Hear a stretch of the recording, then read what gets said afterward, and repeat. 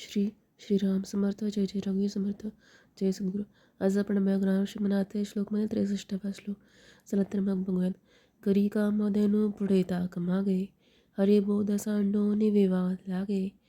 करी सार चिंतामणी काच खडे, तया मागता देत आहे उधळणे. समर्थांनी या श्रीमनाथ श्लोकामध्ये काय सांगितलं आहे की घरी कामधेनु पुढे ताक मागे म्हणजे काय. कामधेनु ही कुठली तर समर्थ सांगतात उपासना ही आपली कामधेनु. मग आपण काय मागायचं तर उपासनेत आपल्याला लागणाऱ्या सगळ्या गोष्टी मागायच्या, जेणेकरून शारीरिक, आर्थिक, मानसिक, कायिक आणि वाचिक या सगळ्या गोष्टी समर्थ आपल्याला पुरवतात. नंतर काय सांगितलं आहे की दुसऱ्याकडे मागायची गरज आहे का. नाही. आपल्याकडे वॉच ठेवणारे कोण आहे तर स्वतःचं अंतरात्मा हाच आपल्याकडे वॉच ठेवणार आहे.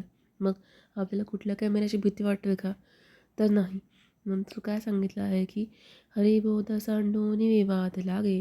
आता आपण काय करता आलं पाहिजे तर आपण नेहमी जे काही बोलतो पण आपण आहोत श्रवणातले. मग भलेही 2.5 तास जरी श्रवण केलं तरी आपल्या 2.5 तासपैकी एक भाग, एक बोध हा असं लक्षात ठेवता आला पाहिजे की तो आपल्या अंतरी कोरून घेता आला पाहिजे. मग समर्थ काय सांगतं की हरिबोध सांडोनी विवाद लागे.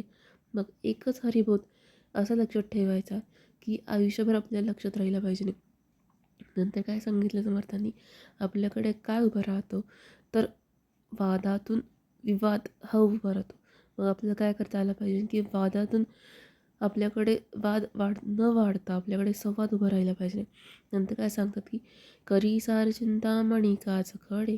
मग समर्थ काय सांगतात की सार हे कुठलं आणि कशासाठी तर समर्थ सांगतात की चिंतामणी म्हणजे काय तर आपल्या मनातली चिंता जो ओळखतो तो खरं चिंतामणी.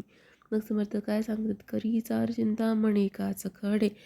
मग आपल्या आयुष्यात खाचखळी आहेत. मग त्या सगळ्या गोष्टींना घालवणार कोण आहे तर चिंतामणी आहे. मग गणाधीश जो विसरावा गुणाचा. समर्थांनी पहिल्याच श्रीमनाच्या लोकांमध्ये या सगळ्या गोष्टी दिल्यात. आरंभ तो निर्गुणाचा. भलेही त्याचं शरीर वेगळं असलं तरी काय त्याचं शरीर एक आणि त्याचं डोकं एक. म्हणजे समर्थ काय सांगतं की जे शरीर आहे, स्वरूप जे आहे तर ते कुठलं तर दिलेलं स्वरूप हे न बघता त्याचे गुण आपण बघतो. निर्गुण म्हणजे काय आपण त्याचं शरीर न बघता आपण त्याचे काय बघतो तर गुण बघतो. नंतर काय सांगितलं आहे की तया मागता देत आहे उदंडे. मग आपल्याला काय मागायचं तर आपले सद्गुरू सॉरीज हे आपले काय आहे तर तोच आपला चिंतामणी आहे. मग समर्थ काय सांगतं की तया मागता देत आहे उदंडे. मग गणपती बाप्पाला काय आवडतात तर मोदक आवडतात. मग समर्थ काय सांगतं की तया मागता देत आहे उदंडे. मग आपल्याला मागायचं कोणाचं आणि काय आणि कोणालाही कळलं पाहिजे. समर्थ सांगतात की आपण मागायचं ते समर्थांना. मग तया मागता देत आहे उदंडे. मग समर्थांना मागितल्यावर काही कमी पडेल का तर नाही. तर आपला हा होता श्रीमनाथ श्लोकमधील 63वा श्लोक.